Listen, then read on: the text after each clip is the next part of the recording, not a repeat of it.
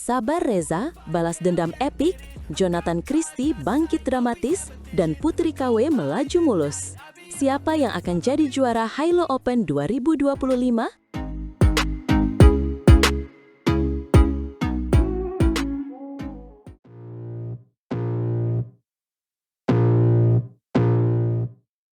Selamat datang kembali di kanal kami, para pecinta bulu tangkis.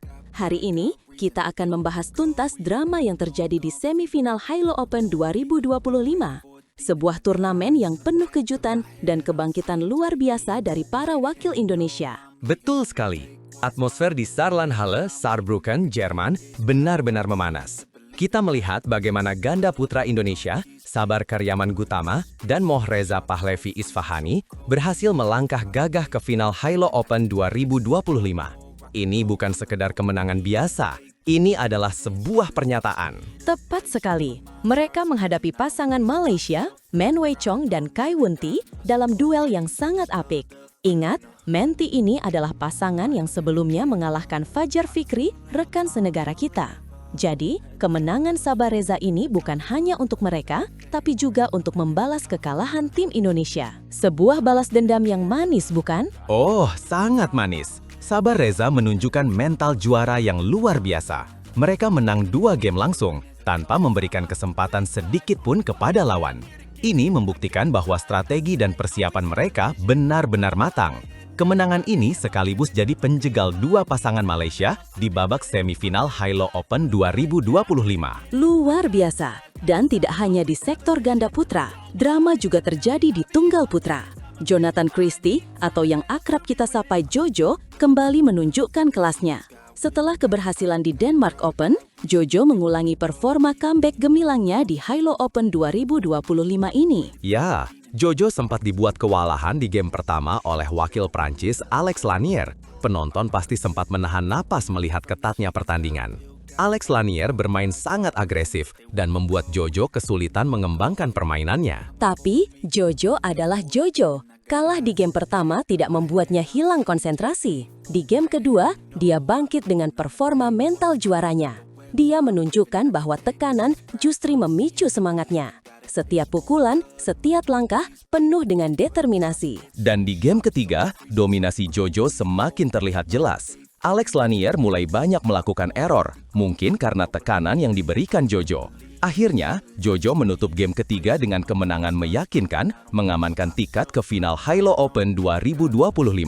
Ini adalah bukti nyata dari ketahanan mental seorang juara. Sebuah comeback yang patut diacungi jempol. Di partai final BWF Super 500 Halo Open 2025 yang akan berlangsung pada Minggu 2 November 2025, Jonathan Christie akan menghadapi Magnus Johannessen dari Denmark. Pertarungan ini pasti akan sangat seru. Tentu saja, dan jangan lupakan wakil Indonesia ketiga yang juga bersinar terang, Putri Kusumawardhani, tunggal putri nomor 7 dunia, menutup penampilan gemilang para wakil Indonesia di semifinal. Dia juga berhasil mengamankan tempat di final Halo Open 2025. Putri KW menunjukkan performa yang sangat dominan. Dia tidak menemukan perlawanan berarti dari wakil India, Unnati Huda di babak semifinal. 2 game langsung tanpa kesulitan berarti. Ini menunjukkan bahwa Putri KW sedang dalam performa puncaknya. Kemenangan atas Unnati Huda ini membuat Putri Kusumawardhani menyusul 2 seniornya, Sabar Reza dan Jonathan Christie, yang lebih dulu mengunci tiket ke final. Ini adalah pencapaian yang luar biasa bagi bulu tangkis Indonesia di Halo Open 2025. 3 wakil di final. 3 wakil di final. Ini adalah sinyal kuat bahwa Indonesia siap mendominasi panggung bulu tangkis dunia.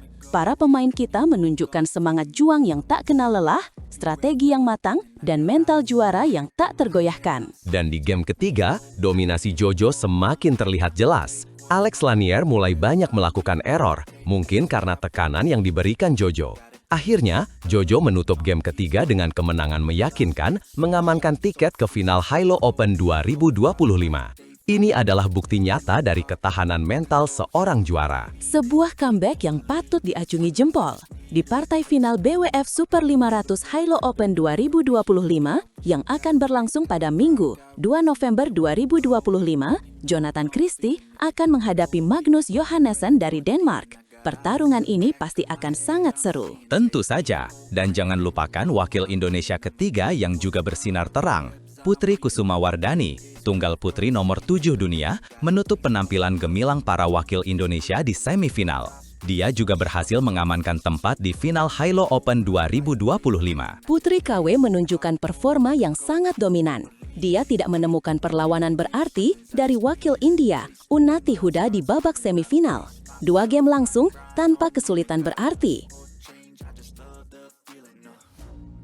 PBSI resmi mengambil keputusan besar, duet Fajar Fikri kini dipatenkan selamanya, namun satu ganjalan besar dari Korea Selatan mengancam dominasi mereka di masa depan.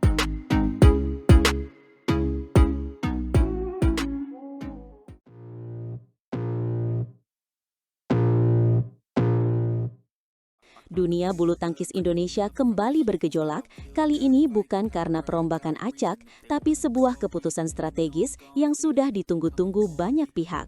Kepala Bidang Pembinaan dan Prestasi PBSI, Eng Hian, akhirnya memberikan stempel permanen untuk pasangan ganda putra fenomenal, Fajar Alfian dan Muhammad Shohibul Fikri. Ini bukan lagi coba-coba, ini adalah deklarasi perang. Sejak dipasangkan pada bulan Juni tahun 2025, rekam jejak mereka benar-benar membuat semua mata terbelalak. Bayangkan, dalam 6 turnamen saja, mereka berhasil mengoleksi 1 gelar juara dan 3 kali status runner-up, sebuah pencapaian yang tidak main-main. 3 kali runner-up dalam 6 turnamen, itu bukan hanya bagus, itu luar biasa konsisten. Artinya, mereka hampir selalu menembus babak final. Eng Hian sendiri yang bilang, dengan hasil seperti itu, gila saja kalau pasangan ini sampai dibubarkan. Apalagi melihat performa mereka di Tour Eropa baru-baru ini. Menjadi runner-up di Denmark Open dan French Open 2025 secara beruntun adalah bukti bahwa mereka punya mentalitas juara dan daya saing di level tertinggi. Konsistensi inilah yang menjadi kunci utama keputusan PBSI. Menurut Eng Hian, menjadi juara itu memang target utama dan pasti yang terbaik. Tetapi, kemampuan untuk tidak pernah keluar dari posisi 4 besar adalah sebuah standar emas konsistensi yang sangat sulit dicapai. Tepat sekali, konsistensi adalah mata uang paling berharga di dunia olahraga profesional, dan Fajar Fikri telah membuktikannya. Saat ini, mereka sedang berjuang di turnamen ke-7 mereka, Hilo Open 2025, dan ekspektasi publik tentu saja semakin melambung tinggi.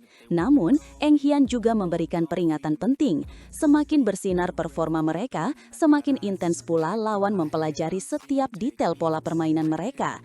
Ini adalah tantangan baru. Fajar dan Fikri tidak bisa lagi hanya mengandalkan kekuatan yang ada.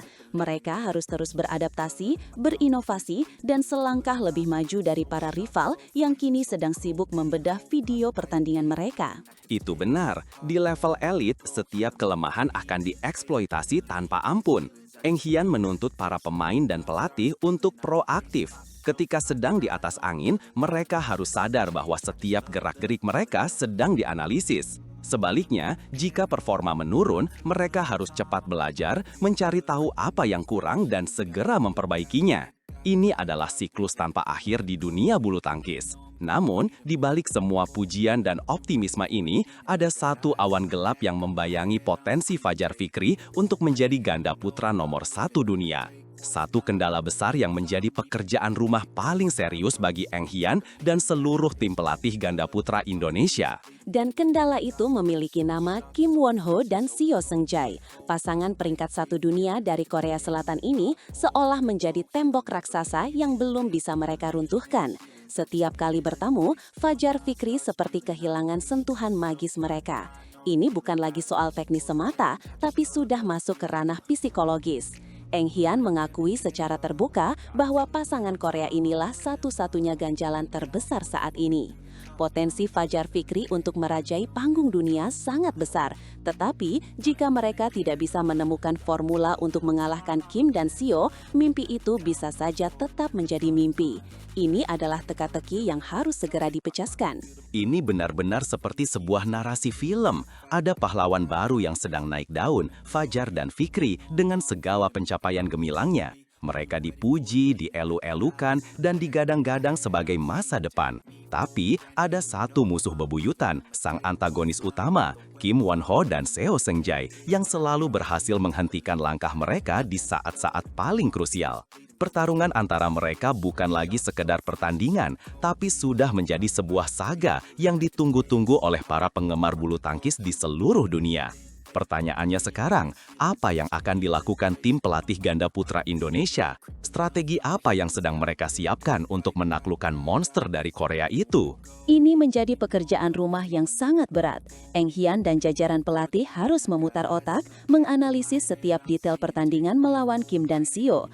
Apakah masalahnya ada di pola rotasi, kecepatan permainan, pertahanan, atau mungkin faktor non-teknis seperti tekanan mental? Semua kemungkinan harus dievaluasi secara mendalam.